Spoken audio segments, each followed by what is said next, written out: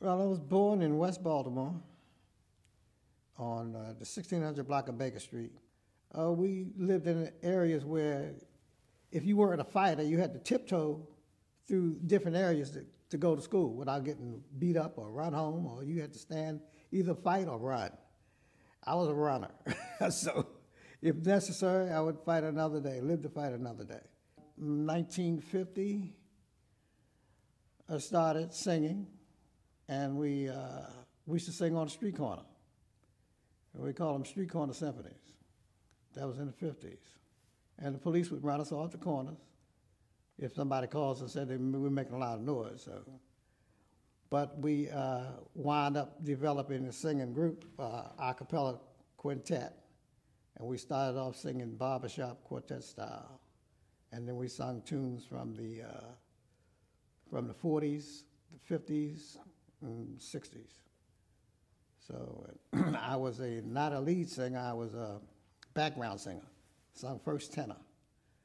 My brother sung baritone. We had another guy sung second tenor. Our harmony was so tight, we harmonized when we were talking. So it was pretty good. But then it got so we started having rehearsals in my living room. And they got so intense that people would gather around. You would think it's a riot in the block because they were trying to hear the finished product. We had a sponsor. He was a politician in Annapolis. His name was Troy Braley. He managed us. And he would book us at different places. We would sing at nightclubs all up and down Pennsylvania Avenue, which we called the Chitlin Circuit. It got so we were competing against other neighborhoods because he had groups in each neighborhood. They had their own little quartet. So you have a sing-off against each one of us. So you have a crowd seeing who's going to sound the best. And sometimes it could be pretty intense. We'd never fight over it, but a lot of guys were envious of our group because we were pretty good. Well, the Convoys, I used to sing with my brother and his friends, and eventually they went into the military.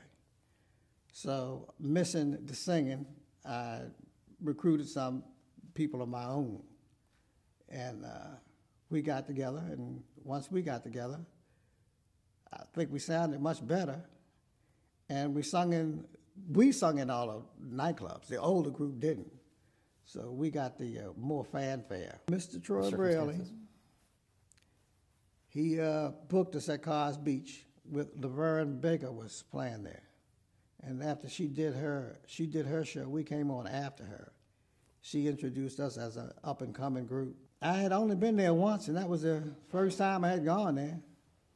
I know they had a lot of excursions. We had a lot of excursions in the churches used to send a lot of people there.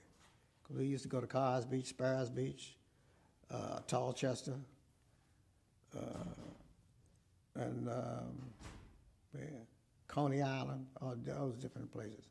There wasn't too many places we could go, really, during the 50s.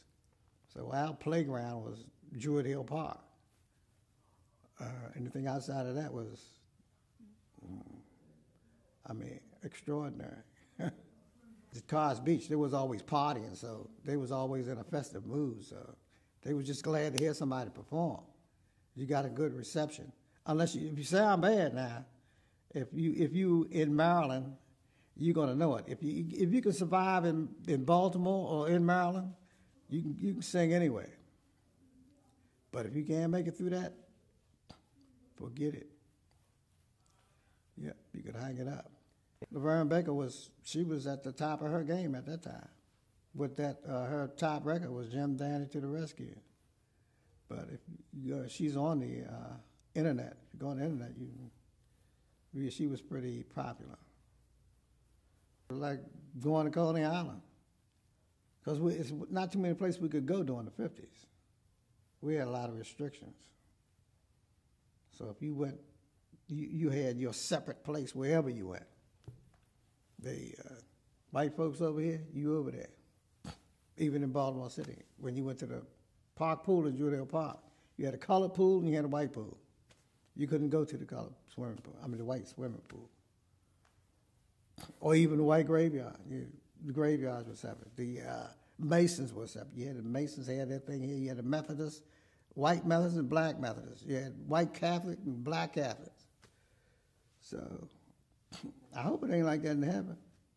You get up there and everything's separate. Yeah.